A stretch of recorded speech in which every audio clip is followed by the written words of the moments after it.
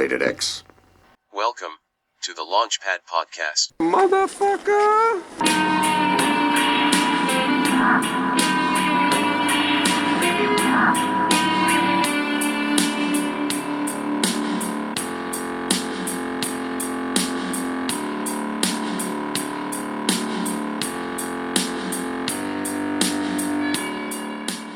All right, dude. It's going on? official. My little big cousin, Logan. Hello, guys. Proud to be here. You proud? How proud? Very proud to be the guest on the 300 subscriber special. Oh, good, good. Well, man, I think we've been talking about having you swing by and doing this for a little while. For a little while. First podcast I've ever been on. And Oh, yeah. Well, I'm not that experienced. I've had a few, but I'm not a pro yet. Before we started, I was telling him that I have a bottle of absinthe on hand, and he respectfully declined. yeah, I went with the Fireball, just a little splash, you know. But the absinthe, I think I'd stay away from that today. Well, it is 2 in the afternoon. Yeah, it's 2 o'clock right now. So, yeah. You don't want to have these visions. Well, Not feeling hallucinations right now. Well, you know you don't really hallucinate. You know See, that, I've right? never had absinthe. I've only know it because of like you talking about it. Oh, okay. Well, I was actually underage the first time I drank it. Well, the first time I had like a real experience in terms of like making it myself, like preparing the drink. Because it's not like Fireball where you just throw a little shot in the cup and then you throw a little soda on top of it and drink it. It's not like that. And that's Sherlock sliding in the background, my little turtle. But anyway, absinthe is it's not something that you just prepare like that, like where you just pour it in a little shot glass and down the hatch it goes. You don't want to do that to yourself. I can tell you right now, you don't. Because absinthe, it's a lot different of a type of liquor because there's a certain part in it called wormwood, and there's also something called thujone.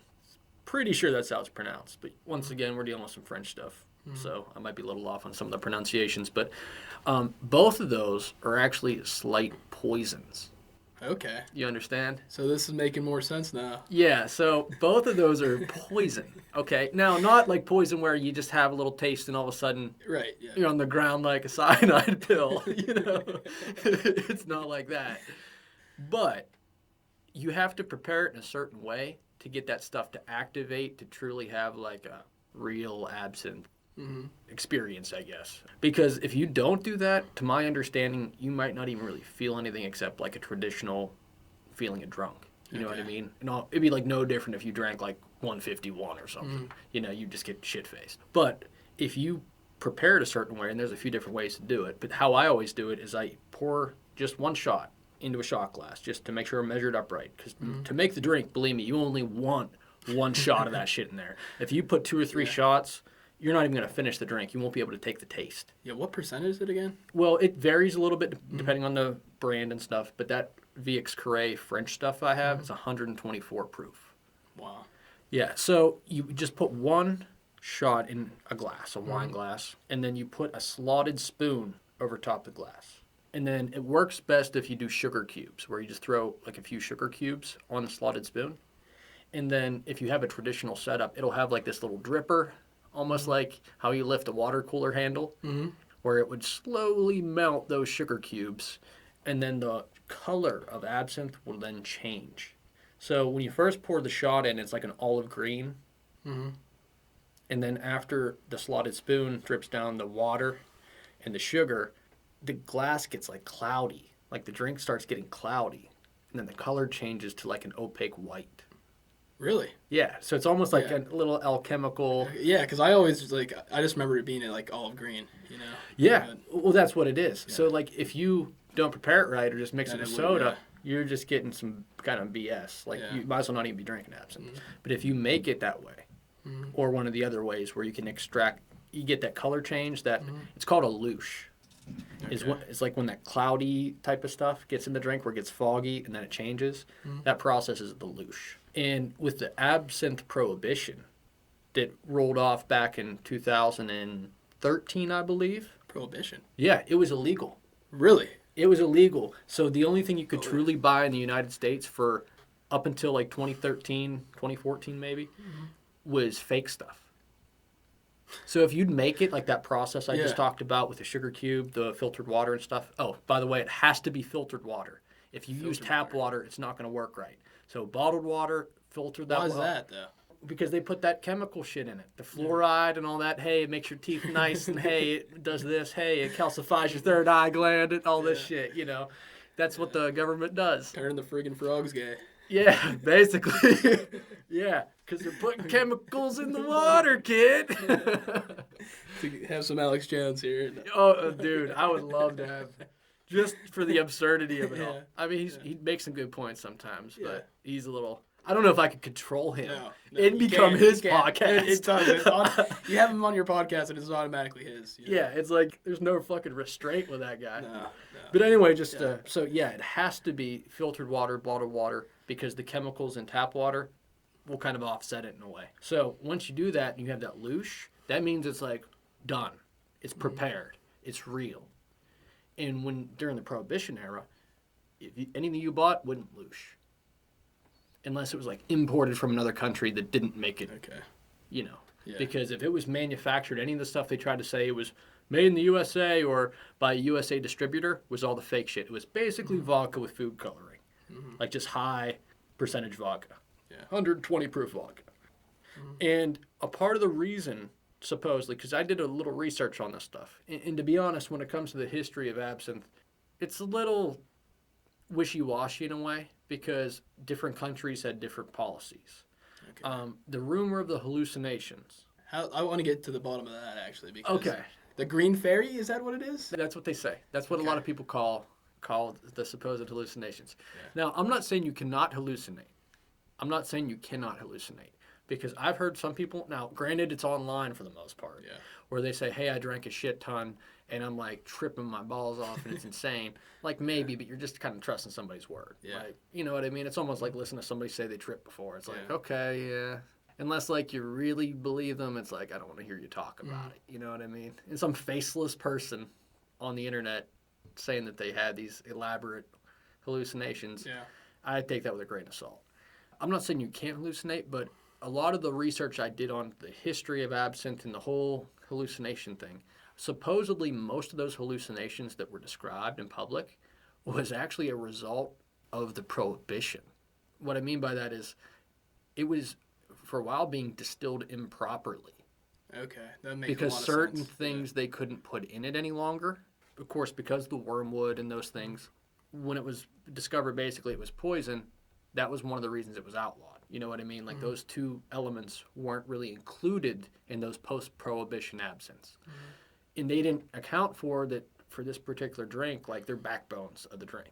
Like Yeah. that stuff you can't really replace. So some of the stuff supposedly that they replaced it with was actually leading to like people's like hair falling out and like real like fucking issues because they weren't doing it right. Yeah. You know, because they said, oh, you can't put certain things in it. So based on the research I did, that was the massive majority of those hallucinations. Now you have the famous story of Van Gogh cutting his ear off when Yeah, he was on supposedly absinthe. on absinthe. Yeah. Okay. Yeah, yeah. So you have that. I mean, there's a bunch of tales where like Lewis Carroll. I have the Alice in Wonderland picture. Yeah, that's badass. By the way. The writer, Lewis Carroll of Alice in Wonderland, supposedly absinthe was his drink. Like, that was just his thing. So a lot of people attribute a lot of the elaborate visions and details and things of Alice in Wonderland to absinthe. Okay. Like, that whole kind of trippy aspect. To be honest, I don't think I actually know the story. I think I just listened to White Rabbit by Jefferson Airplane. Well, yeah. Yeah, that's a good place to start right there. But you might be fun drinking absinthe while listening to White Rabbit. Yeah. That might be cool. Whole different level, yeah. Yeah. But yeah, he was also attributed to certain rumors of absinthe where he notoriously had like a split personality. Where Lewis Carroll wasn't his real name. It was his pen name, like that he used when he wrote. And his real name was Charles Dodgson. He has this real weird situation, like psychologically going on, where like when he's writing and stuff, supposedly he believes he's deaf in his left ear. What? Yeah, it's like when he is odd. Lewis Carroll, he thinks he's deaf in one of his ears, and he writes with his right hand. But when he's Charles Dodgson, you know, who he was born, he's left-handed, and he writes with his left hand, and he's not deaf, but he talks with a stutter. But he doesn't talk with us. He does talk with a stutter. But like, I guess he's writing as Lewis. Oh, you mean like if he's loose, Yeah, does if he he's stutter? loose, does he start stuttering? You know? That I don't know. That I don't know. But I never heard it said. So Yeah. I think if I can put my detective hat on, perhaps he doesn't stutter. Which That'd would be wild. weird. Yeah. And like that's somebody I'd like to make a movie on one day. Yeah. I think it'd be fascinating to like get into like make it dark and trippy and like half fiction. Yeah. Like make it over the top and ridiculous. But include like be true to him, like Yeah. his personality and ideas and stuff. I think that'd be a fun like Oh yeah. psychological it sounds horror awesome, movie. Yeah. But just finishing off with the absinthe thing, though. But so he also had a big rumor about him with the absinthe. But in my personal experience, there's a couple times where things have gotten a little like blurred, but I wouldn't call them like full on hallucinations. Nothing like that you describe. You'd hear people talk about with other things. The weirdest thing when I first had it, I took a shower after like 3 glasses of it. Which 3 glasses, dude, you feel it. You feel the effect. And the effect isn't like you're tripping over shit in an apartment, like stumbling around drunk. It's not like a dumb drunk, if you know what I mean. Yeah. Exactly. It's a lot more like almost like you hit some cabbage. You know what I mean? Almost like a head high. Weird. Interesting. Yeah. Actually, And I never had like an alcohol make me feel like that before. I've always had it and you're drunk, It's a universal feeling, yeah. It's Yeah, no, I mean, granted, what you're drinking, you might True. get different moods. Yeah, like I guess wine, I've gotten a little bit different slightly. Yeah, so you get like, but you always feel like you're in the same ballpark. Yeah. You know what I mean? You're always playing the same game. It's just like slightly different mood. Things have like a little. That's why they call it a spirit, right? Yeah. Wines and spirits. Yeah. It's like if you drink this, you're probably gonna feel a little more like this. Absinthe, it wasn't like drunk. You might almost have like a auditory hallucination type thing. Yeah. Like something like that, definitely on absinthe. So you'll have like a little like funhouse circus weird stuff going on, but it won't be like hallucinations. It won't be like you just You're took not his rocket ass. shipped out of the. Oh no, ground control to Major Tom. Yeah, you're not gonna be sitting in a rocket ship with David Bowie. No. All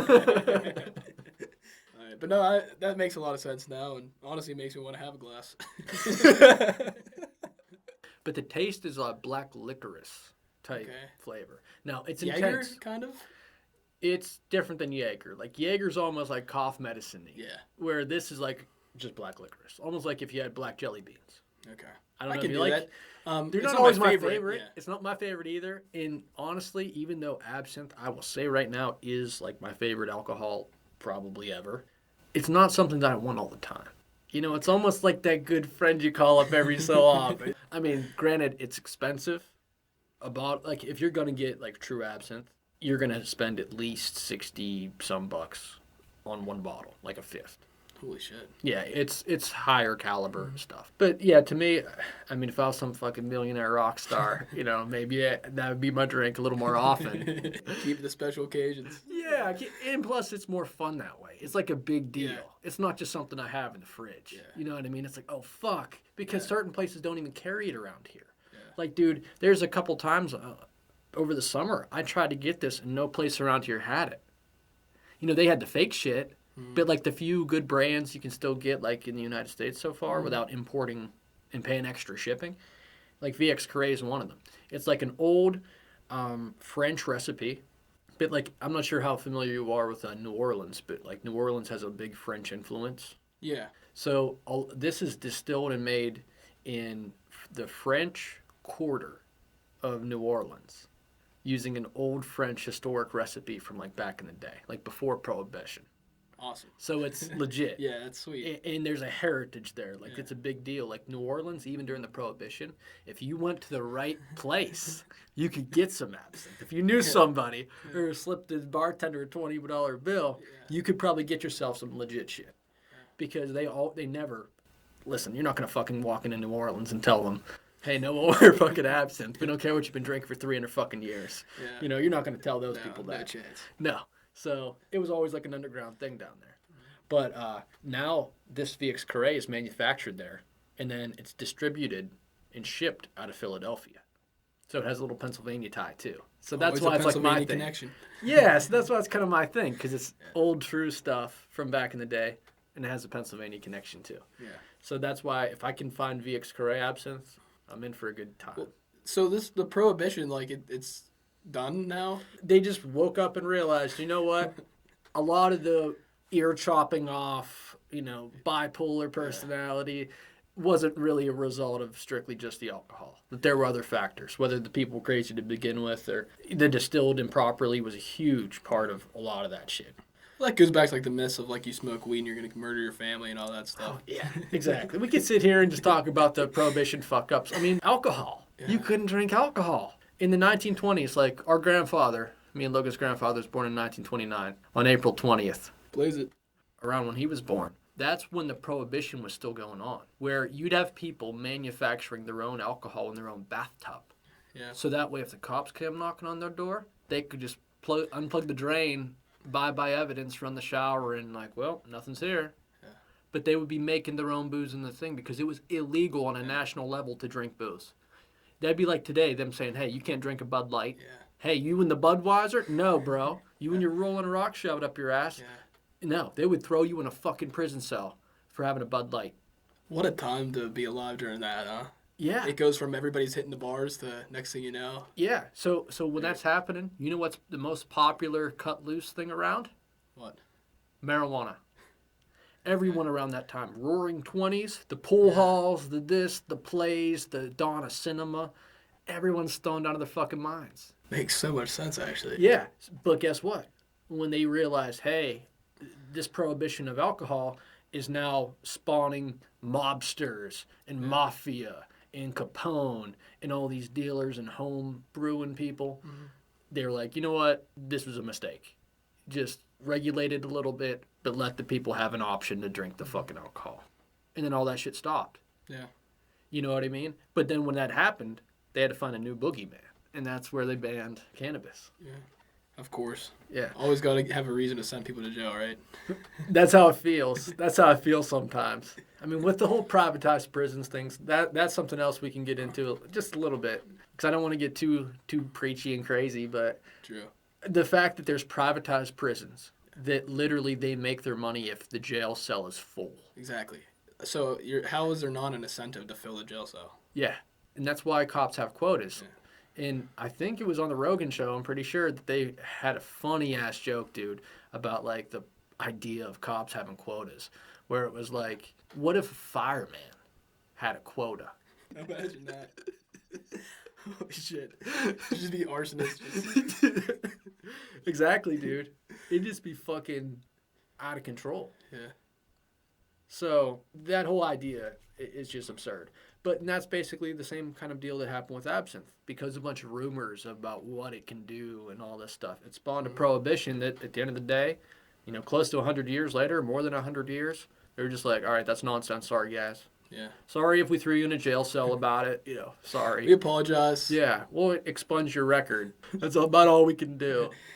He only spent 2 years in prison for it. Speaking of, last night, we're watching TV. Fox. Okay. Channel 8 for Pittsburgh area. I see this big news flash saying that there's a big federal vote coming up before the end of the year for legalization of cannabis. Yeah. Actually, I think it might have been decriminalization. So maybe, I don't know. But I mean, it's the same ballpark. yeah, but it was also including talking about records being expunged and stuff. That was going to happen for anybody with a prior arrest, and that they were going to no longer make it a criminal offense. Yeah. It'd be like, oh, you smoked in public? Here's a $20 ticket. Exactly. Like, they'll write you a ticket if you're being an idiot. But like, if you're not going to break into anybody's house and fucking. And that's how it should be. I mean, so if we're talking about rolling back alcohol prohibition, and we're talking about rolling back absinthe prohibition, and we've done it, lived years in the society afterward, have lived to tell the tale. Nobody's been chopping ears off. No. Well, maybe some people. Probably. But not us. So why not roll back one more prohibition? Exactly. 100%. And it passed through the House, I saw. And if it passes the Senate, it would be decriminalized on a national level, which is pretty awesome. It should have been done probably 50 years ago, but... And that's the thing. Well, if you, dig deep into it and just, hear about all the injustices, people, in the 70s, if you got caught with a joint, you'd spend, 10 years in jail. Oh, dude, yeah. Yeah. It was a big fucking deal back then. Oh, yeah. And it was crazy, because 1960s TV, where you have three channels. Yeah. And they're all basically news. in talk shows and like little things. So there's video footage. I watched that series they have on Netflix. I think it might have been CNN who produced it. I don't know, but it's like the 1960s, and they have one about the 90s. Yeah. I watched the one about the 60s, and they had this thing about the hippies, marijuana craze of the 60s, and all this stuff, LSD, all that hippie generation shit. There's so many parallels to this era right now that we're in, dude. It's kind of funny. And I'm sure you could probably see glimpses in any, like we picked the 90s. I'm sure there was a little bit of a subculture still doing the same shit. But it just seems to me like it's glaring now that our current generation and the stuff we're seeing with like the protests and the post-COVID shit and all this, it just seems like there's like almost like a power vacuum stirring where some people think it's going to be fucking civil war. Yeah. You know, there's a lot of theories out there. I mean, it's like sometimes over the top, people are buying up all the toilet paper. Yeah. Ridiculous. And you see it if you watch that documentary about the 60s, like a lot of those uncertainties and like what's going on, that was exactly what was going on in the 60s. Dude, back in the 60s, a black person still couldn't drink out of the same water fountain. Yeah. I think it was 65, right? Civil Rights Act. Yeah. And even after that. My dad was born in 1961, dude. Yeah. So when he was 3-4 years old, a black person couldn't drink after the same fountain as him. You know what I mean? That's not that long ago. No, that's like the whole head fake because we think, oh, it was a long time ago, but in reality, you know, yeah, parents were born in that time period. Yeah. And that's how the world was, dude. Like, where you couldn't use the same restrooms, you couldn't do this, you couldn't do that. And not only just the civil movement about that, but also about the LSD, the cannabis, all that stuff. You had people on TV, if you watched that 1960s documentary, dude, there was these kids getting arrested outside of a concert for a fucking joint. And then they're just screaming while they're getting thrown in the back of a cop car. They're like, marijuana doesn't harm anybody, man. Yeah. You know, pot doesn't kill, man. Yeah. Like, you just have that, like, stereotypical stoner from the Hippie, 60s yeah. getting thrown in the back of the car. But that's his Yeah. message to the people. It's Yeah. like, it doesn't kill. And it's like, people laughed at him back then. And we still kind of laugh at him now. But is he wrong? No, not at all. He's Is he right. wrong? No. Was he wrong back then? No. Is he wrong right now? No. So what the fuck are we talking about? You know what I mean? The dirty fucking hippies were right, man. Yeah, basically. I mean, in my old age here, I'm 26, I'm growing more and more to find out that the dirty hippies, more often than not, are right. I think they owe us to legalize pot after this COVID bullshit they pulled. Yeah.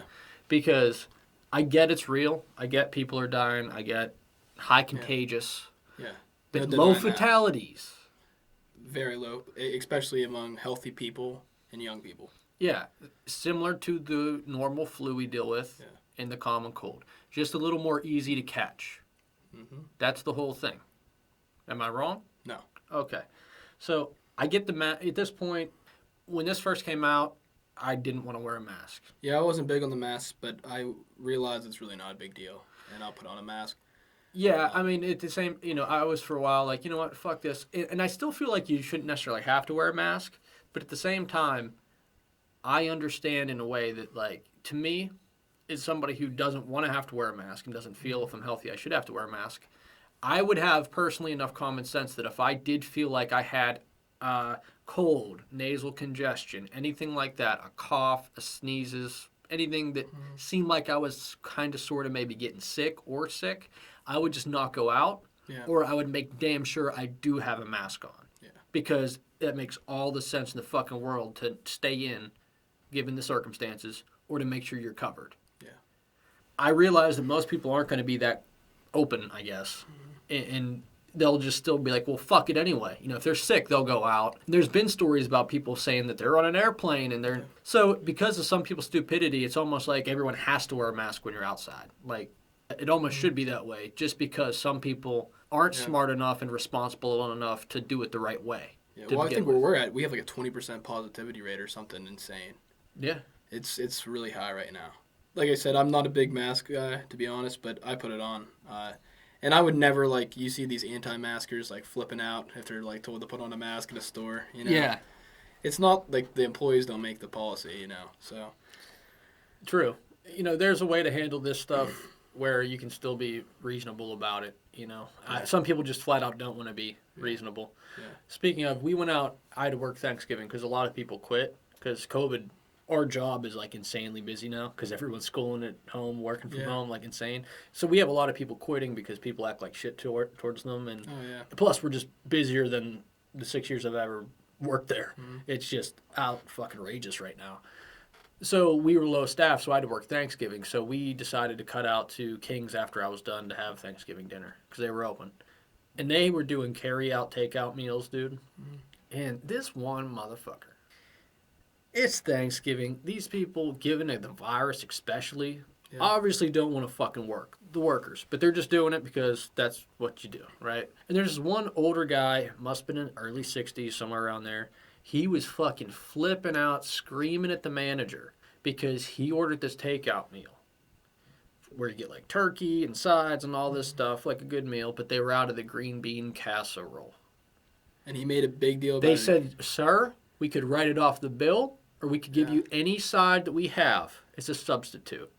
And he made this big fucking deal about how I had to wait in line for 45 fucking minutes just to get my food served. And then now you're telling me you're out of the green bean casserole. Sir, I'm never coming to your fucking restaurant again. Like, making a whole ordeal. What an idiot. And we were just finishing our meal, all right? So we were already kind of done on our way out. But I was just like Yeah. at our table making fun of the guy.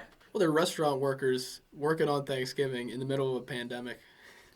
And you're upset about the green bean fucking casserole. Nobody likes that shit anyway. Let's be real. Who the fuck, unless you're 75 years old, you don't give a fuck about green bean casserole. You take the mashed potatoes. I'd always take the mashed potatoes. 10 times out of 10. Because that's the meal I wanted. Like, literally, the meal they all did takeout for, that's the Thanksgiving special meal. So since I didn't get to go home, I went and I ordered that. You get cranberry sauce. I don't like cranberry sauce, but I like the turkey, the stuff, and the potatoes, all that stuff.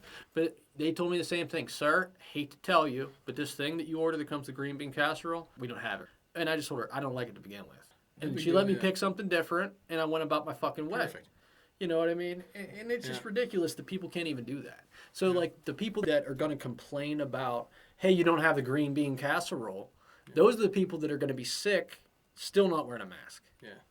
You know what I mean? So I just think there's a common thread between people's behavior and why it's like mandatory in some places. Yeah. Well, I actually went down to Washington, D.C. My sister's going to law school there. And it is a law there in the city. You step outside, you have to have a mask on. Yeah, and there's times where, dude, it's somebody who wears glasses more often than not. Oh. It sucks, dude. I It is imagine. horrible. It literally sucks. So, like, sometimes I'll put contacts in and stuff because it's just not a mask with glasses, dude. It's like you're in a fog machine. Yeah. You know what I mean? It's ridiculous. Like, you can't. And plus, I know I'm not sick. Because, dude, our 2020, before this shit hit, we had, like, concerts every 2 weeks, tickets bought. Like, I was Yeah, going to you see... were telling me you had a packed summer. Dude, you right? can see it on the calendar. Like, I was going to see fucking Ozzy, Deftones, Chili Peppers, so many fucking people. We had tickets bought. Alice Cooper. All that shit's postponed. They're hoping next year to maybe do something. I'm not going to hold my breath. Yeah. Especially in a concert, 30,000 people. Give me a break. Yeah, that's probably not going to happen for a little while. Yeah, to say it's the not going least. to happen for a while. But this shit fucked my year up, for sure. Everybody, you know. So, I just feel like overall, you know, with this whole thing, I hope for the best coming up on 2021, but I just feel like my lifestyle honestly hasn't changed that much anyway, because I've always kind of like just hanging out, Yeah. you know, doing podcasts, doing stuff. I'm inside half the time anyway. So, like, my world hasn't changed as drastically as some other people's. But I just think that with everything going on, we're at a very important turning point. I mean, coming up Yeah. on this new election shit. Yeah. And I just think people need to fucking relax. Yeah. Well, this Civil War talk's unbelievable. I mean, I in the store that I work at, you wouldn't believe how many people come in and say they're ready. Like, they're ready to go. Like, they just, like, they don't give a fuck, I guess. What do you think about hearing that firsthand? Like, what do you It's think scary, about that? actually, because I genuinely think that they'd kill somebody just because of their party affiliation. And isn't that bizarre? Yeah. And I don't know if you look into history that much, but, like, you see that type of pattern in history before, like, some real bad shit happens. Yeah. Where an overwhelming amount of people have, like, this weird ideology, and all of a sudden, you got corpses in the streets. Yeah. And it's really a shame because I think that if people would have a conversation like me and you have right now, we don't agree, we don't see eye to eye on everything. But if we just have a conversation, I think honestly it doesn't matter really who it is. You sit down and talk to somebody, and you'll figure out that their point isn't that crazy or bizarre, and that you guys are more alike than you guys are different. Yeah, more often than not. Yeah. And plus, the people that don't want to be like that are usually the people that, like, you couldn't reach them anyway. Exactly. Yeah, I'm not talking about, like, sitting down with, like, a fucking Klansman or something. Yeah. If you just take off two random people off the street and sit them down, you know what I mean? I feel like we'd have more agreements than disagreements.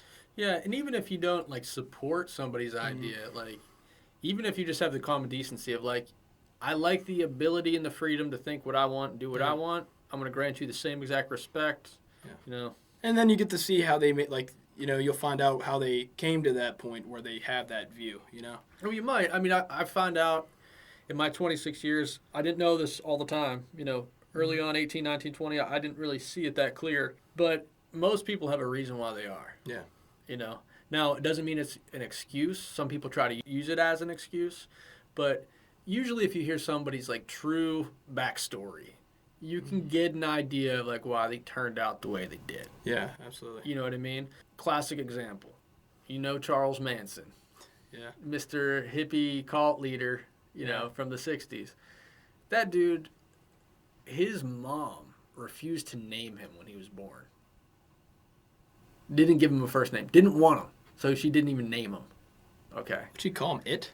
No, so, like, when he was a kid, like a toddler, everyone would refer to him as, just under his dad's last name, Maddox. They would be like, hey, no name Maddox.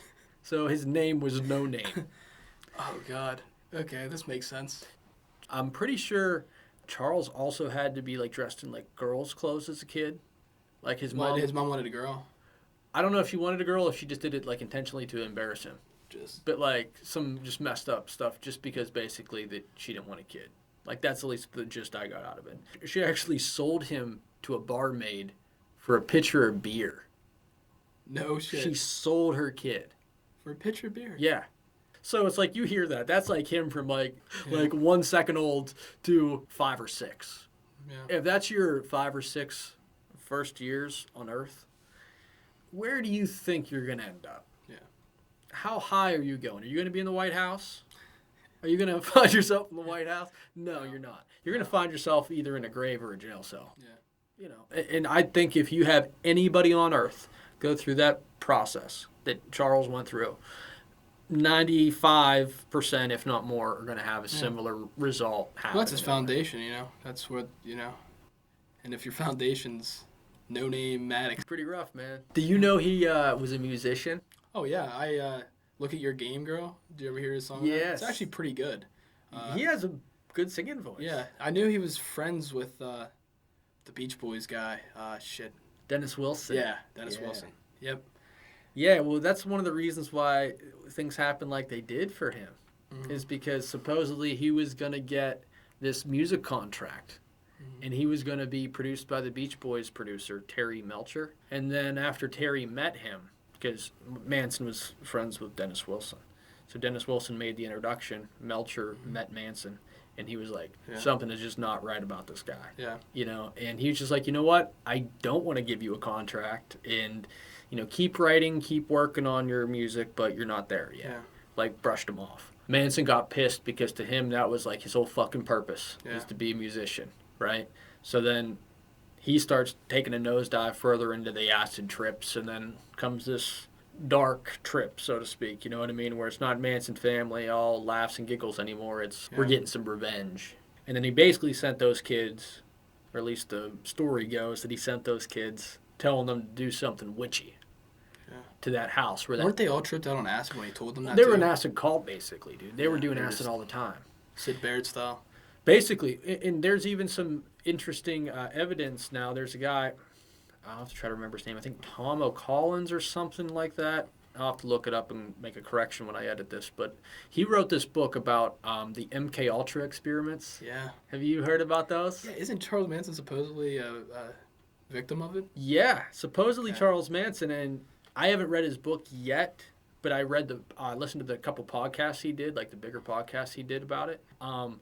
supposedly there's a lot of evidence, if you really dig into the files, that you can find out that Charles Manson was in on the MK Ultra trials. Yeah, and if you don't know the MK Ultra trials, definitely look that up right now. Just share a couple snippets. Just give us a little something.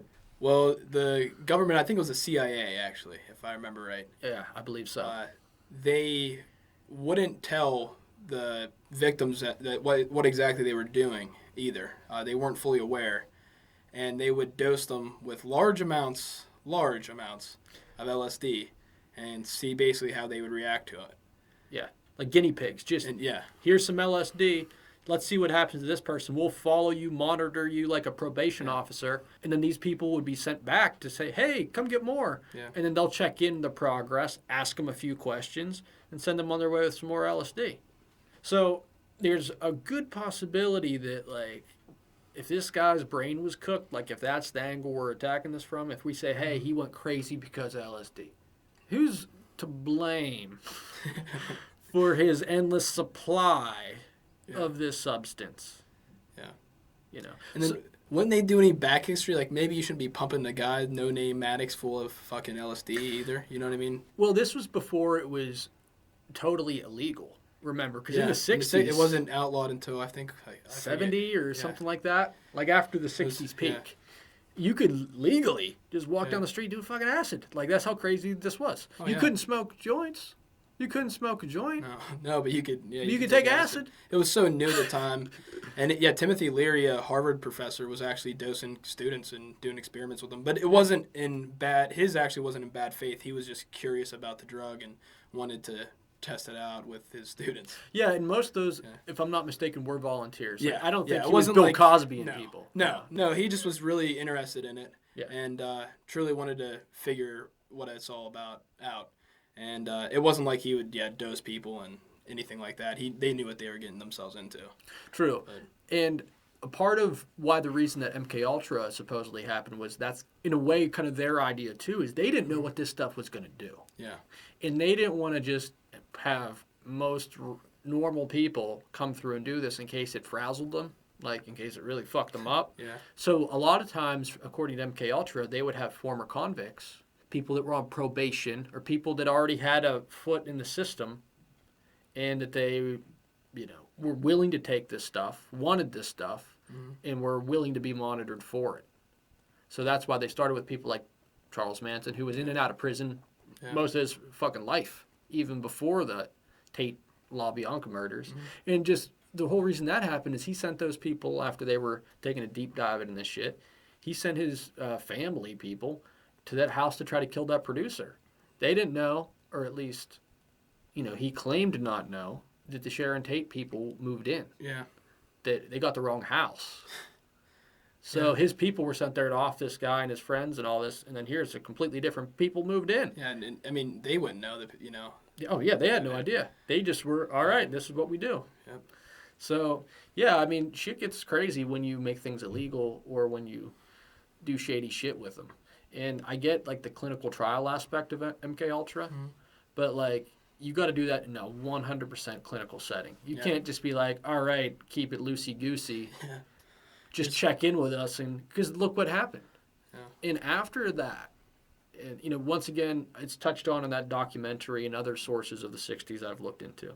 After that happened, the Charles Manson thing, that's when, like, hippies were, like, totally shunned. That was the turning point of the hippie movement. Yeah. As I mean, there was always a pushback on them, but that was when it was, like, firewall, like, hippies kill. Yeah. Acid kills. Well, there was a couple bad moments. You had the peak at, like, Woodstock, but then I forget exactly what it was called, but there was a free concert held after that. It was kind of like supposed to be like a Woodstock type thing. I think it was in California. The Rolling Stones headlined it, and actually they've hired the Hells Angels as security guards. First red flag. And I guess like a gunfight broke out, or a gun was flashed, and then the Hells Angels stabbed this young hippie kid to death. And then that was, shown in the media. And they always hated the hippies anyway, so that was a great excuse, another reason. And then shortly after that, I think, is when Charles Manson did the killings, and it was over. Yeah, there was a few bumps in the road, and then it was just over. Did you ever see the movie from the 60s, I think 69 or 70, like right around the end of the hippies era, called Easy Rider? Yep. You saw Easy Rider? Yep. And you saw that whole sequence about Jack Nicholson when they're in the campfire, Yep. and he's telling them about like the fall of the American dream, and in Dennis Hopper is the other guy. So him and Jack Nicholson are talking back and forth, and Dennis Hopper's like saying, because he's a hippie in this movie, and he's saying like how some people don't even let them into a hotel because they have long hair and how they look and stuff like that. And he's like, well, we're not that bad, like what are they afraid of?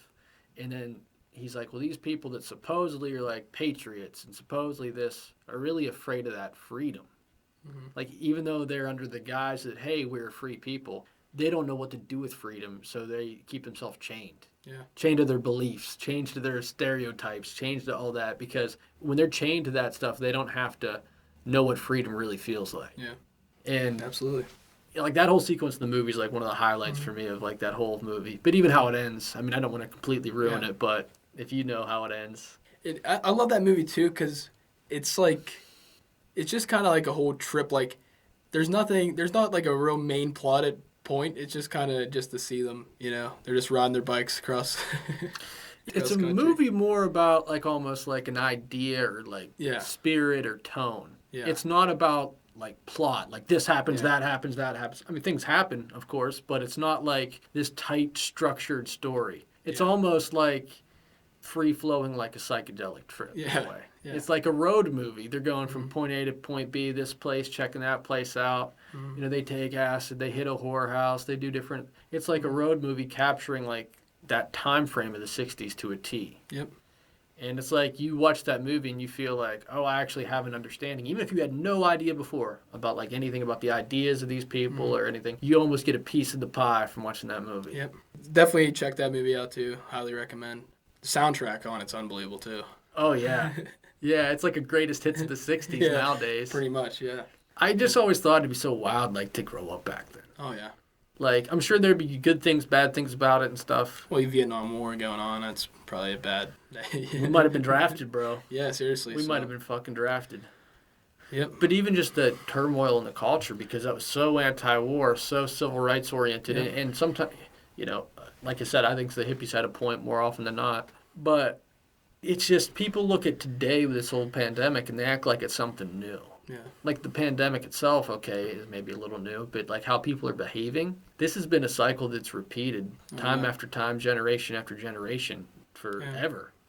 There's always unrest because there's people in control that want to maintain control. Yep. And those people aren't really good-hearted, more often than not. Yeah. And that's the thing is like there's a worry now because of all these regulations with COVID. Like, are they really going to be truly ever lifted? We honestly don't know. I mean, I think we'll have more of an idea after the vaccine comes out of what's going to happen. We could see it drastically decrease. But if the all-saving vaccine comes out and nothing happens, I think we're in for a crazy 5 years. For sure, dude. And some people are getting full tinfoil hat on this. And I like to listen to that shit sometimes. Yeah. Just to know what's out there. I'm not saying I believe it, but I think maybe kernels of truth. There's some points here, some points there, and then that's like complete bullshit and you should recognize it. But I don't know, man. I mean, it just seems like a big power grab is probably on hand. And there's people saying the election might have been rigged. I mean, there's a lot of question marks, dude. A lot of question marks right now. And everybody is already uneasy, and now we have this.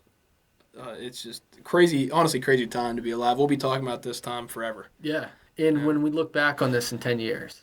We might not know what truly happened here 10 years from now. Who knows? Maybe we'll just start to find out. Maybe, maybe not. But Who knows? You will have a little bit, I think, more information that we could reflect on. But I think it's going to be important that when we looking back on this, it's like, how did you take it? Like, are you the person that kept your cool, or were you the person that turned into the villain? Yeah. Because depending on how shit goes, there's a lot of people skipping states, dude, just because of government regulation. Well, you can't shut people down. You just can't do it, especially for long periods of time. Without a stimulus check, you're going to tell somebody, hey, what are they going to do? Yeah. They're going to starve? Exactly. I mean, California's a fucking train wreck. Yeah. New York City's disgusting. Yeah, how many people, the California Exodus. Yeah. Well, that's the thing is like, dude, California is the most taxed state in the United States. And it's like, this proved, like, what did you get for paying for everything? Like, what protection did you get for those millions and millions of tax dollars? You had nothing. They didn't do shit for you.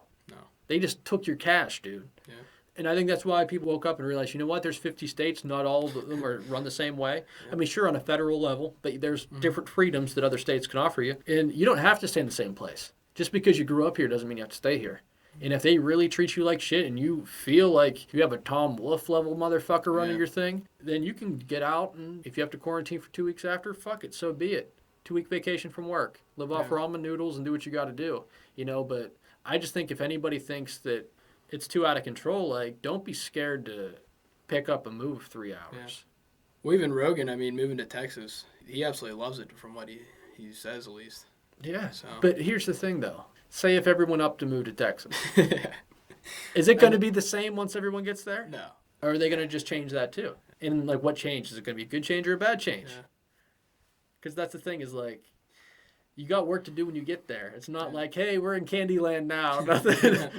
The sun's always shining and it never fucking rains. No, that's not how it goes, man. You know, there's always work to do. Yeah, and all states are going to have their pros and cons, you know what I mean? You're not going to find just some perfect safe haven of a fucking rainbows and kittens. You know what I mean? Yeah, for sure, dude. I don't know. PA, it's not so bad. It's not so bad here. Wolf, though, like you said, I'm not a big Wolf guy. He locked down all those businesses. Meanwhile, his business was open, and it was a furniture business, I believe, if I remember right. And that's a lot of this shit that pisses me off is, like, the hypocritical nature of it all. It's like, why is Walmart the biggest fucking germ factory known to man? Oh, yeah, it doesn't spread there. Why is it open? And meanwhile, 85% of their products are from China. Yep. Why is that open, yet a little mom and pop shop that can at maximum contain 25 people in a store not open? Yeah. You know, that's the thing that pisses me off. That's why I think there's even more behind the scenes. This isn't just about the virus. Well, it is. It's a huge money grab, probably a huge power grab because, you know, where there's money, there's power. And you're going to see the mom and pop shops are going to be broke, and these mega corporations are going to be the ones with all the cash and all the power. Yeah. Amazon, Jeff Bezos got like $100 billion richer. Yeah. And he already didn't pay taxes. Yeah. All right? So we're working some fucking job where if you're lucky, you're making $32,000 a year, and they're taxing the shit out of you. This dude is a fucking billionaire, doesn't pay shit. And then there's people that are like, but you're not taking into account all his charities. I don't give a fuck. He should be paying to charity. Yeah. I mean, if you have that much money off a capitalist system, I'm not saying let's go all fucking socialist by any means. I'm not saying that either. I'm just saying, no way, no how should somebody making that much fucking money not pay taxes. And there's something up with this. Yeah, this offshore accounting, this lobbyist shit. Well, and he got divorced. Half of his wealth was cut in half. Yeah, and look now at him now. He just earned it back with COVID. Yeah. You know what I mean? It's fucking absurd. You have people that are literally, in some states, man, including ours, there's people that haven't been able to work for 6 fucking months. Can you imagine if you had a family of 3? If you had a family of 3, you couldn't work for 6 months, and they cut you one measly $1,200 check to pay your rent, groceries, and everything with? Are you fucking kidding me? Unbelievable. Yeah. Like, when did this become North Korea? Exactly. You know, that's what they fucking do to their people. Hey, Amazon stock's up, though, bro. Yeah. Yeah, that's all that matters. And that's the thing. It's a fucking clown show, dude. The whole reason capitalist society works at all is because if you have somebody down or towards the bottom or the middle, the idea is if you really work hard and apply yourself, get a little bit of luck, you might shoot to the stars too, right? American dream, supposed to be. Yeah. American dream. Okay, so when you shut down all small business where you can't even get started, there is no American dream. It's the American nightmare. Yeah. And that's what I feel like they're trying to do. It's like there's no purpose in being here, really, if they're going to behave this way. It's like, now I know you can't just off and run to Canada. They're picky, and they should be. But I just think the whole purpose of America, it feels like things are just so fucking backwards now. It's almost like, is this even going to be the same place 5 years from now? I'd say no, to be honest. I mean, the amount of businesses that are going to be put under that we don't even see yet, it's going to be crazy. Yeah. What's going to be left? Walmart and Target and the big box stores. And other than that, if you have a restaurant right now, you're done pretty much. Like a small mom and pop, just like a little pizza shop or something, you're probably done. You can't deliver pizzas. No. You can't have people eat in. Yeah. Okay, what are you doing? Take out? Yep. For the 5 people that Bars? decide to... Imagine opening a bar just now. That's your whole life. And you worked, the American dream, right? Yeah. You worked at a shitty job for 10 years, saving up every dime you had to open this bar. You have your whole investment in the bar, and now you can't have anybody into the drink. Yeah. And you had your business degree from a high Ivy League school, and you're $300,000 in debt that you can't even get out of if you're bankrupt. Or dead. Meanwhile, you have no fucking job because of the said government that you owe the loan to. Yeah. Is that not slavery? Yeah. Is that not slavery? Yep. I mean, goddamn. I think it's ridiculous that people don't just call it what it is, and that's what it is. Yeah. And that's why I'm not saying I want a fucking civil war by any means. I've been to Gettysburg. I don't know if you have. Never have, but I've saw enough videos on history, class to realize we don't want a civil war ever. Yeah, I stood on that ground, dude. The main battles happened, and I tell you what, there is a weird, eerie sadness still in the place, where it's almost like hey, thousands of people just got slaughtered where I'm standing right now. Yeah. It hasn't went away. No, and it's the deadliest war in U.S. history too. And just the fact that they talk about, like, you're looking across, well, you're my cousin. Yeah. You're sitting across the table. There's literally stories that you'd read and see when you go into museums of, like, cousin killing cousin. Cousin killing cousin, yep. On the other side because one person wanted to keep their slaves. Mm-hmm. Now, there was other taxation reasons and stuff, too. Yeah. Which I think is interestingly thrown in the back seat sometimes because there's a misnomer that war was strictly over slavery. Yeah. But it is like the main primary reason, in my opinion, at least.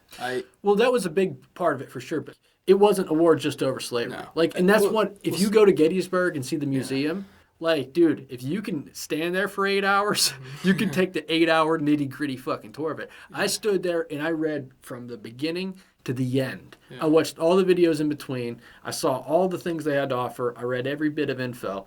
There was taxation reasons, property reasons, this and that. And the South wasn't wrong about everything. No. I can tell you right now. When it comes to some of the tax proposals and stuff, I think they might have been right. But that doesn't mean I'm for slavery. I just think when people today say they want that to happen again, they don't understand the full fucking magnitude of that. There's people on both sides that were family that didn't completely disagree about everything, that over a few handful of topics were willing just to fucking kill each other, even though they didn't necessarily need to. Like, if everyone would have just been like, you know what, this is wrong. Yeah. Let's not have thousands of people die. Let's not wreck our fucking country and our economy and everything and get it sorted out. And it wasn't like it fixed everything either. I mean, Reconstruction was a mess. Oh, yeah. Well, that's the thing. They had supposed freedom. Okay, the black people had supposed freedom. Yet when they vote, there was 3 black votes to 1 white vote, and that even gets back to the water fountain thing. I mean, and it slowly started to progress to that, yeah. It's a crawl. It's a crawl, dude. And there's still the effects today. There's still a ton of racist people out there, and it's crazy to think, just over somebody's skin color. Like, how have people not, woken up and realized how fucking stupid you are?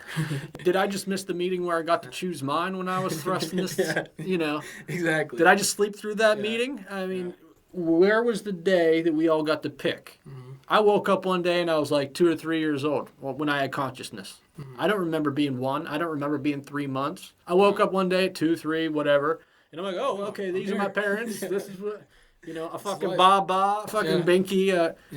You didn't get to pick, and just to not like somebody just because how they appear is absurd. We're making progress. I mean, the race relations right now with Black Lives Matter and everything, I mean, there was an African American who came into my dad's store, and he was saying it's never been this bad in his lifetime. Oh, yeah? Like what? Just people treating him and stuff? Not so much that, but he just said the divide. Oh, and yeah. Just, the race relations. And he said that somebody yelled "White Lives Matter" at him when he was out to eat dinner one night. So just a lot of ridiculous stuff's happening right now. And I just don't know how we got to be this divided. I would argue that the divide has been there for a long time, that we're just getting a little more light to the situation.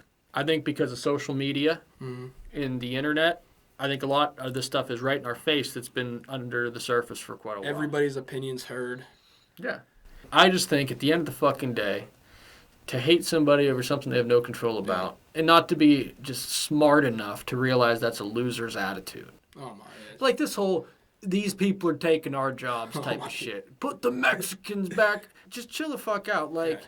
because to be honest, and I'm not being mean by any means, but do you know a lot of people, like in terms of illegal immigrants, are doing jobs that I would doubt 90% of white people think they're too fucking good to do. Exactly. They don't want to clean some rich person's house. No. They don't want to do that.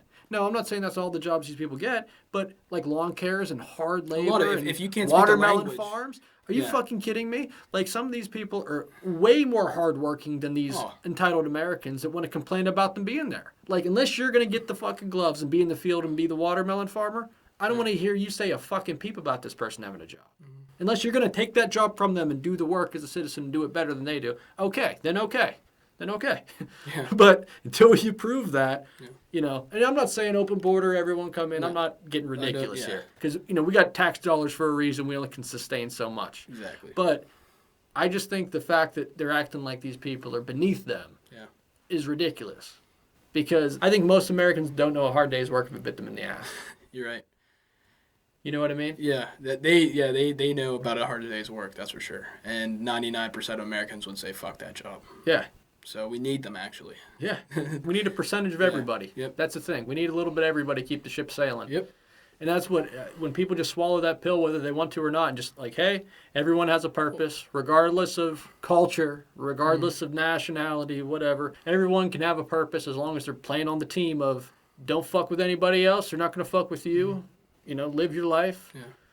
Well, I just don't know how they don't see like automation and outsourcing are the main reasons why our jobs are taken away. And they think it's just these illegal immigrants. Maybe they're an easy target actually.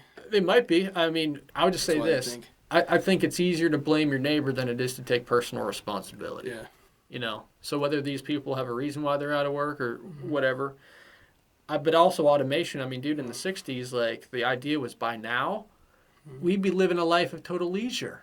Yeah. Where the technology would do everything for us. We'd be the fucking Jetsons. We'd have flying cars. We'd have little Rosie, the maid, the robot maid, clean the house, cook our dinner, 5-second Pizza Hut pizzas in the microwave. This was the dream everyone was promised with technology. Yeah. But what did we get for it?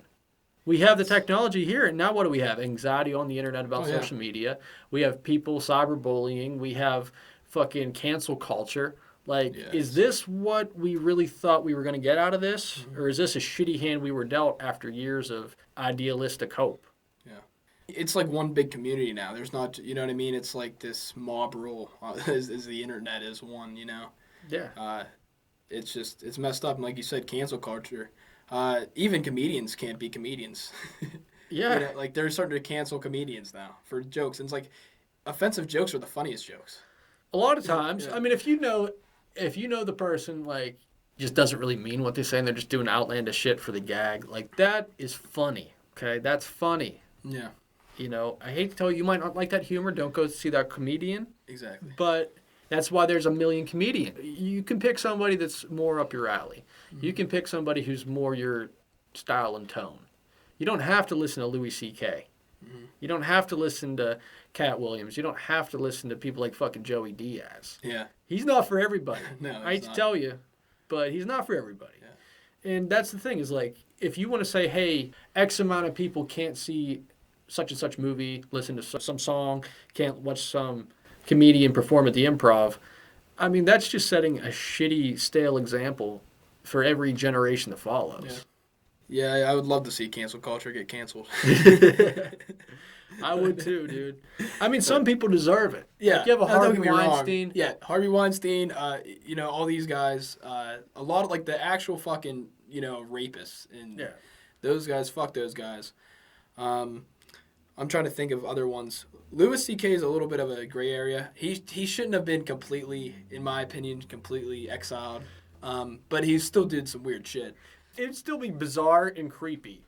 But Yeah. to me, I think what he did would almost be like, say if you ever had a girl that come up and hit on you that you didn't want. Yeah. You know how you're like, no, like a brush off. Like it's kind of, can be creepy, but it Yeah. wasn't like, hey, I was assaulted. Yeah. You know, that's a little more of the ballpark, I feel, that what I heard he did, Yeah. what that was classified to me. You know, with, Yeah. with me, I think that would be a little more in that realm. I didn't hear anything that he did supposedly that was as bad as Bill Cosby, drugging people, raping people. no. I didn't hear that he physically assaulted somebody.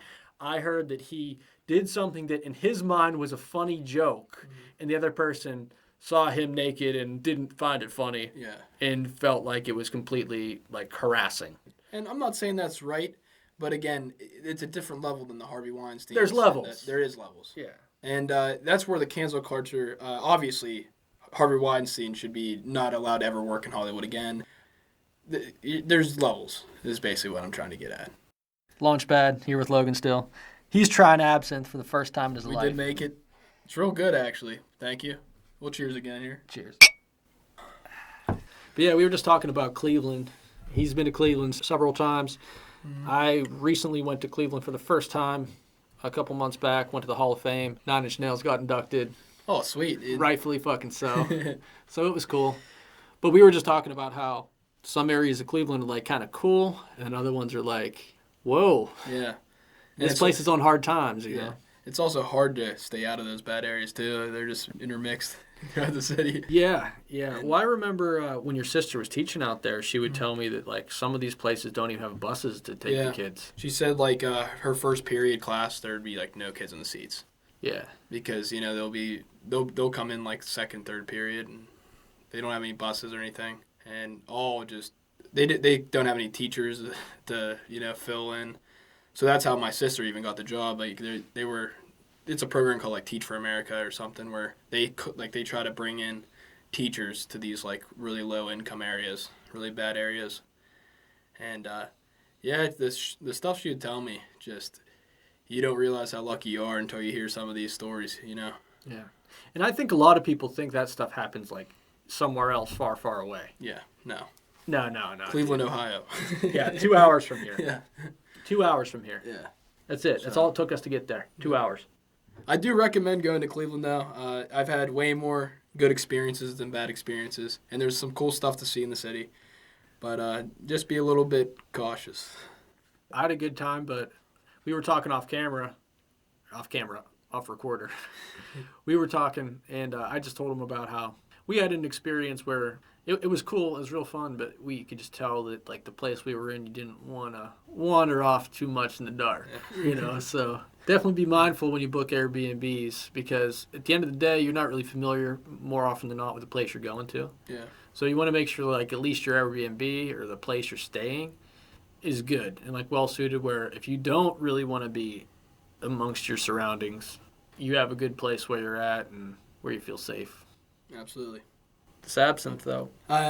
What's Haven't the verdict? hallucinated yet, but It takes a few glasses for that. But we forgot to say, it is supposed to be sipped.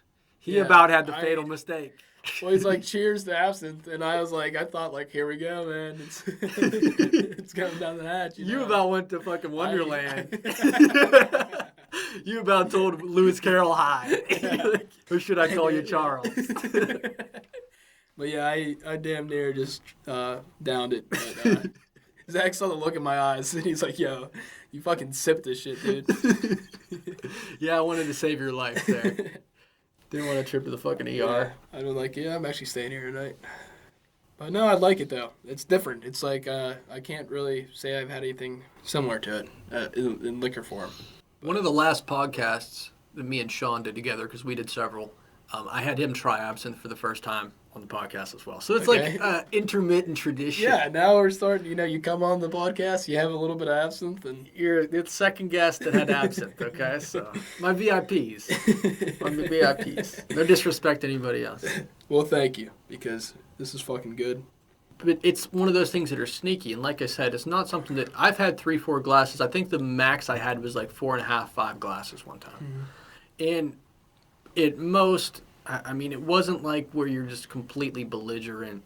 It wasn't like that. It was almost like you definitely have a little buzzy feeling, but you're almost kind of like focused and more of like a dreamy, creative mindset.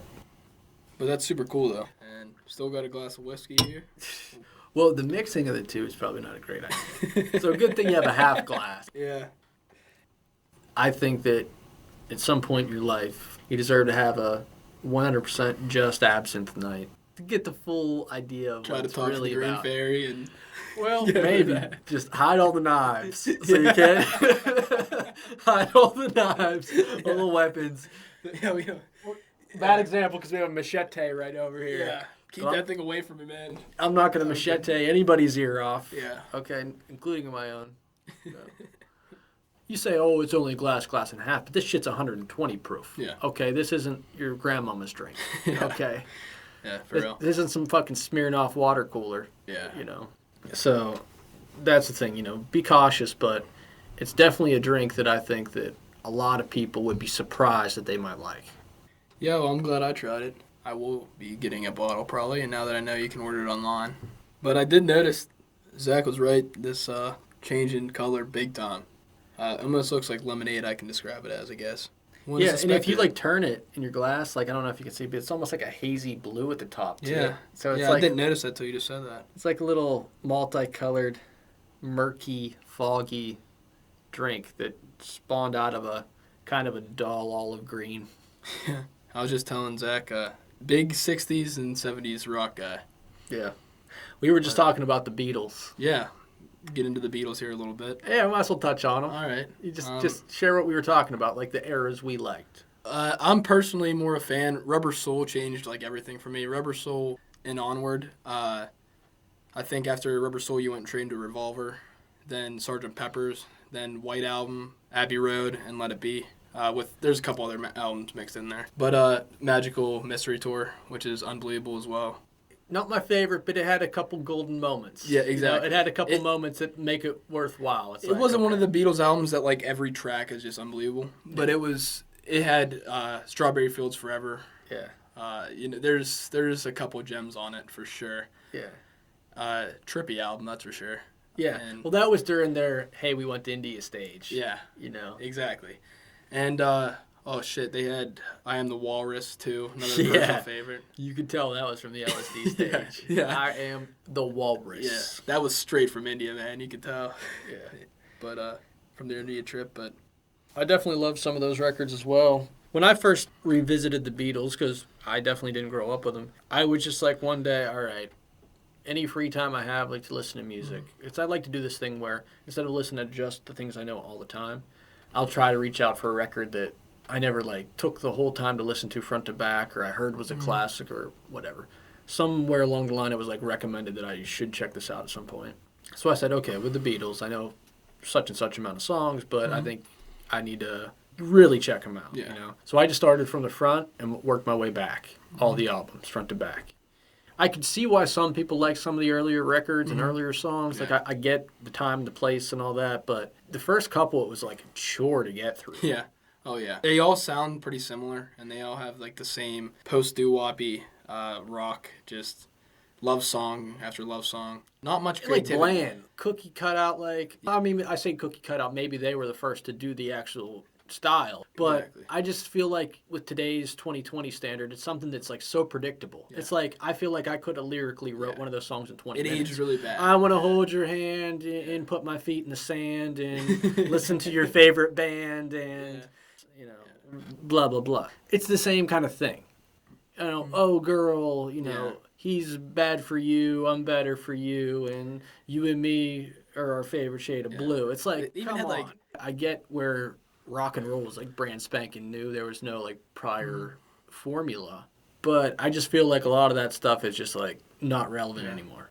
And Like then where I think the relevance kicks in is like you said, around Rubber Soul. Help was decent, but it still isn't I mean, my there's favorite. moments like yeah, Twist there's and moments. Shout and stuff. Yeah. Like Twist don't and get me Shout- wrong. I actually- There's I some fuck with good some songs. Twist and Shout, yeah. You'll find some good songs in those records, but I just think like if you front to back them nowadays, Yeah. it is a fucking chore. Yeah, It is no, a I chore. agree. I agree. It's going to school. 100%. It's rolling up your sleeves. It's doing work. But when Yeah. you put on Rubber Soul, it's like this is almost like it's not protein listening. It's not like okay, I have to eat my vegetables. Yeah. It's okay. We're into the desserts. Yeah. There's a lot of songs on that are fucking popping, like The Word. The word. Yeah. Word's awesome. There's some And that's Norwegian you, Wood. you can just see, yeah. Drive My Car, dude. There's you so can many just see, fucking like, classics on that album. That era was like that stuff was just at its initial little flair, Yep, that would have been 65. So it literally would have just been. and it's like a lot of those songs like almost capture that mood. Like The Yeah. Word, I think sounds like that Oh, yeah. period of time, 100%. and that's why that's a song that even now it might not be the greatest song of all time, but it's like it will always be relevant to me because it's Yeah. like it's a time capsule of that era. Oh yeah, starting of the Love generation, and you see that change like you just said. I think the previous record would have been Beatles for Sale. I want to say maybe or Help maybe. Yeah, one of those. It would have been one of them, and you put those on, and then you listen to Rubber Soul, and it's like, what the fuck happened? Yeah. I mean, Norwegian Wood. I mean, holy shit! Like, Then let's get to Revolver because I know people talk about Eleanor Rigby, which don't get me wrong, good song. Good song. good song, but not near, in my opinion, a top on the album. No, I mean you got songs like what's it called? Everyone Thinks I'm Lazy. I'm Only Sleeping. I'm Only Sleeping. Yeah, Yeah, like that that's- song and that like simple but effective bass Oh, my. tone. Backwards guitar. boom. Yeah, and it's like the production on that was just insane for the 60s. Yep. And like they only had like 4 tracks or maybe 8 tracks to work with back then. Like when they talk about the editing, the layering, and all that shit. You only could capture like 8 sounds and mesh them. Now you can do 64, dude. Like where if you have a $7,000 audio system, you can listen to your favorite song and hear some like triangle playing in the background. Like what? I never heard that. But you have a good enough system. They have so many sounds layered together. You'll hear insane shit. Back in the day, you only could do 8. Yeah. And that covers drums. That covers vocals. That covers your lead guitar. You got the bass. Yeah. 4 of them fucking tracks are taken up, brother. So you got 4 left to build like atmosphere or echoes or any of those little effecty things. That's it. So the backwards guitar, all that and shit. There's a handful of songs that still today that actually do that. I mean, Hendrix did it back in the day, but the Beatles, I mean, it was pretty groundbreaking when they did that. Yeah. And isn't that While My Guitar Gently Weeps on Revolver too? That's actually White Album. White Album. That's right. Yeah. That's right. Helter Skelter, White Album. Yeah. It's Tomorrow like, Never Knows yeah, that's a good one too. on Revolver is pretty wild. Well, Revolver, I think, was their first album where they like went like the indie LSD India, route. yeah, that was they Somewhere did. They around did that the. I believe that they did a little bit of the recordings, or at least had like the idea for the album, writing the songs in India. Yeah. And they actually had George Harrison. I forget. It might be Love You Too. I'm not 100% sure on that though.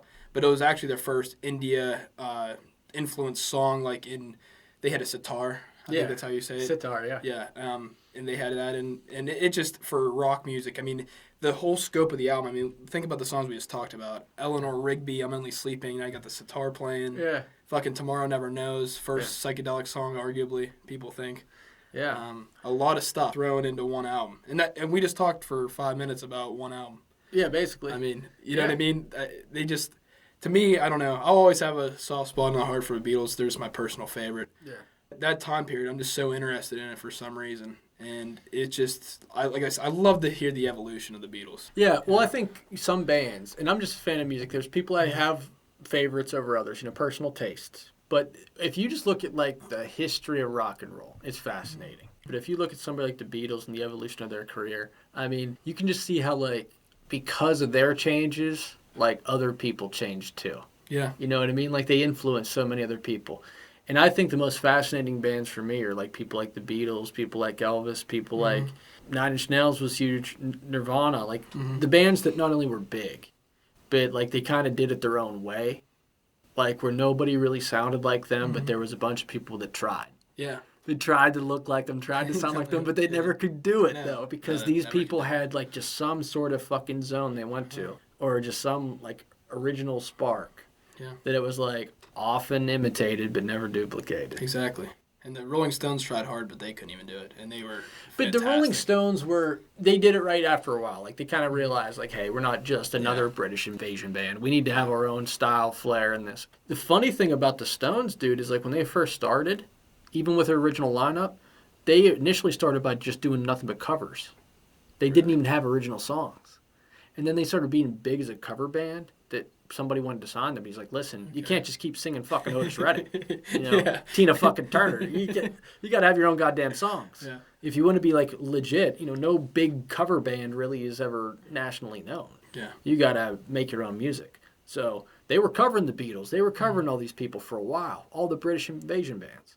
And then it was like, all right, guys, time to graduate and do your own shit. Yeah. And then we got Sympathy for the Devil. Oh my God. And And then we got all this hardcore shit. And I'm not putting down Rolling Stones, don't get me wrong. They also I haven't dived into them as much as I did the Beatles, but like you just said, Sympathy for the Devil, I'll put it probably in my top 20 songs of all time. Yeah. Give Me Shelter, Oh yeah. unbelievable, and just again right around Vietnam wartime and Shine a perfect. Light. Have you heard Shine a Light? I actually haven't heard Shine a Light. Dude. I want you to listen to Shine a Light, dude. Okay. Because one of the things I love about this song, and just the Rolling Stones in general, not to say they're my favorite band, they're not. But like in terms of appreciating older artists, and any artist for that matter, to me, like what determines whether you're the real shit or you're just some guy that has a few good songs is like, can you do different sounds Oh yeah. at different times of your career? Oh, Like, they can you did. not They definitely repeat? did. They made a country fucking record. They made they made a psychedelic album right after Sgt. Pepper's. Coincidence? I don't know, but But that's the thing, is like the artists who shake things up and like won't just love AC/DC, but they do the same thing. yeah. You know, there's different bands like Iron Maiden. You kind I of know know. what you're gonna get. And dude, they made "She's a Rainbow," Rolling Stones. I mean, that's a badass psychedelic song. So they did it good. I'm not saying that they, you know what I mean? Yeah, It was exactly. good. One of the things I like about the Stones is like we talk about Sympathy for the Devil, Yeah. and then you'll have a song like this, Shine a Light, that I'm just about to play. Is it on Exile on Main Street? That it's like, listen, if you didn't know the voice of Mick Jagger, you'd be surprised Yeah. that this is the same band. That it's that different, Yeah. you know? Is it on Exile? Is it on Exile on Main Street? Is that the album it's on? Yeah. Yeah, you might have heard it.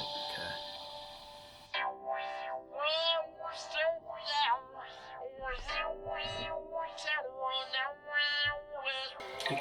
He has one of those voices too, man. Like a Robert Plant type of. Just you know it's him. Oh, sweet. I think this is on Exile. It is.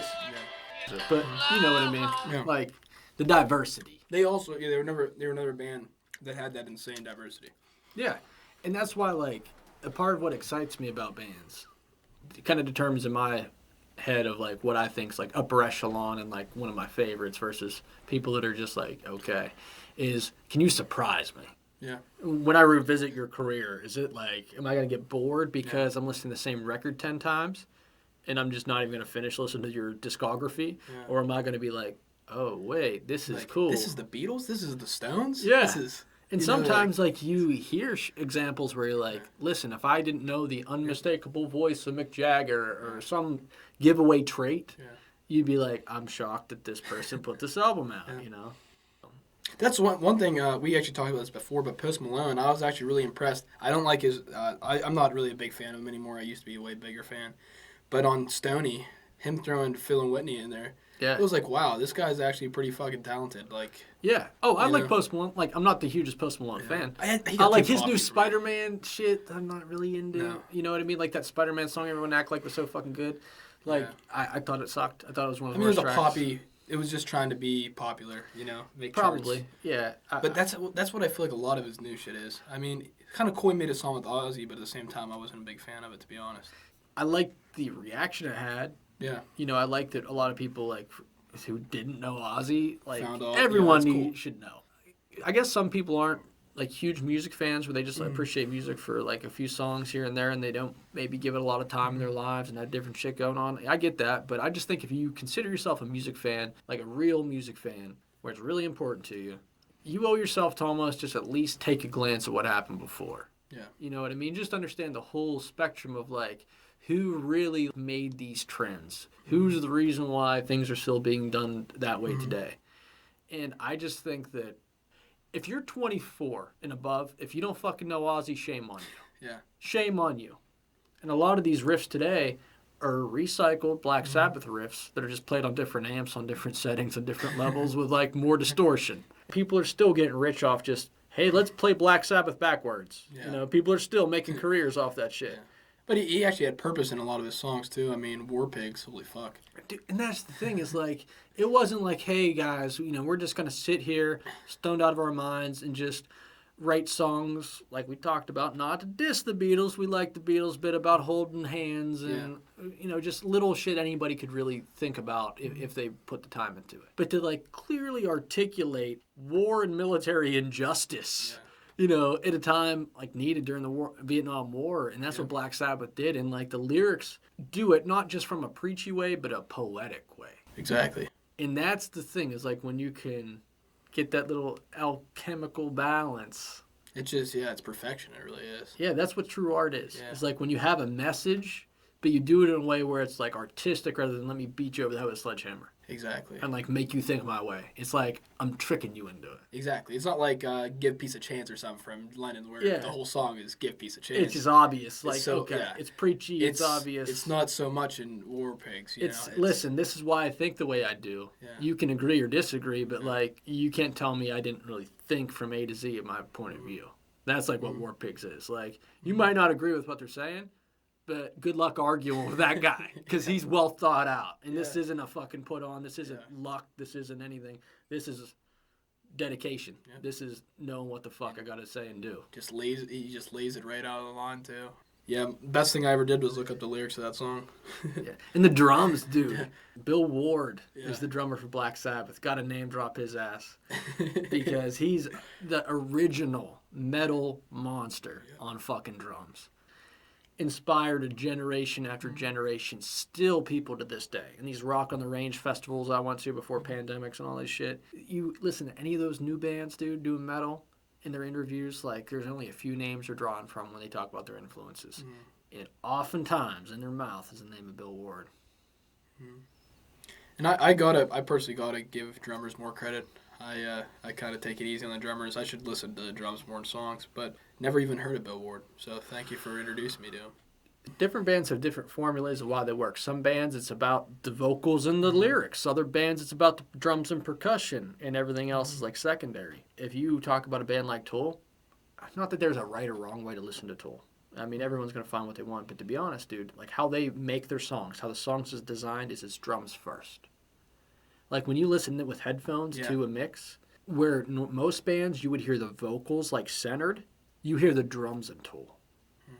The drums and the bass are the centered like main focus points. Like in their mix, that's like what they do. Like to them, the drums and the bass are the main. vocals seemed a little bit spaced out or something. It's like that haunted, Yeah. far away kind of tones and like the different singing voices Maynard weaves in. He's a secondary instrument.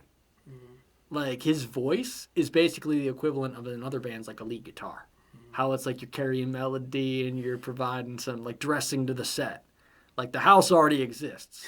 He's just putting the couches in. You know what I mean? He's putting the couches and the paintings on the wall. That's what he's doing.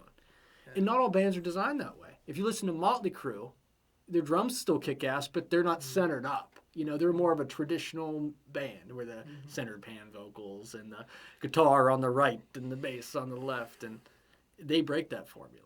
So, like, to me, like, when I first got into Tool, I was just like, all right, let me check out a little more and a little more. And little by little, I just learned a little more. You know, every couple months, I check out a couple more songs or something, you know. I didn't beat myself over the head with it. I just eased into it.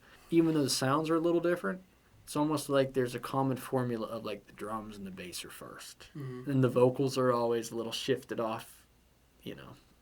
But it's effective. It works for them. Yeah. Where some bands can't do that, it's like they almost made their own style.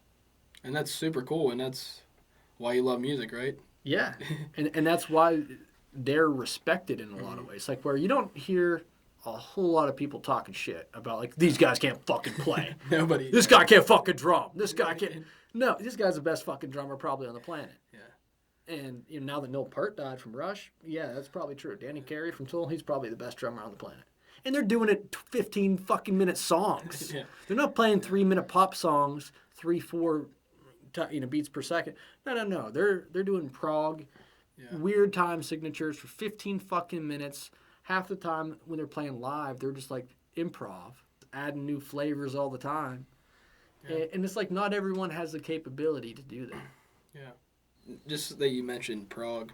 I started listening to a little bit of old prog, King Crimson. Yeah, dude, that was like Tool's main influence. Really? Like one of the biggest for them was Black Sabbath because what?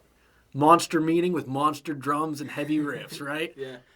Pink Floyd, different. They're not as monstrous in the metal sense, but they're very thought out, spacey, original. You know, they have undeniable talent, but it's like a fusion of those sounds. Like if you mix King Crimson, Pink Floyd, Black Sabbath, you get Tool's main influences. Yeah. Pink Floyd's another crazy one to talk about too, because Syd Barrett's just so interesting.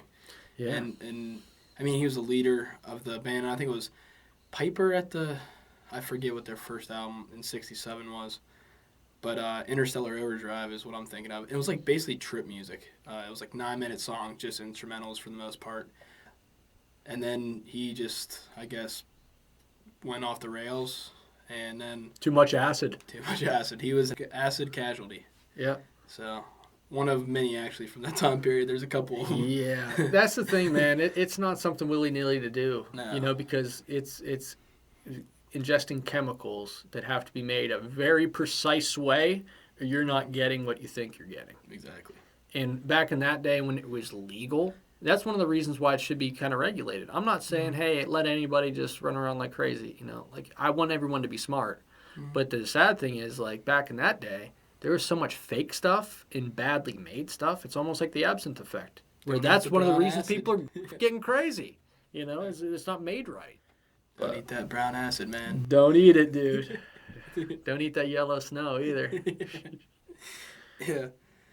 But no, Pink Floyd's awesome, man. Dark Side of the Moon's great, not to be generic, but Oh, it is. The Wall. I mean, The Wall's classics for a reason. Exactly. Classics for a reason, dude.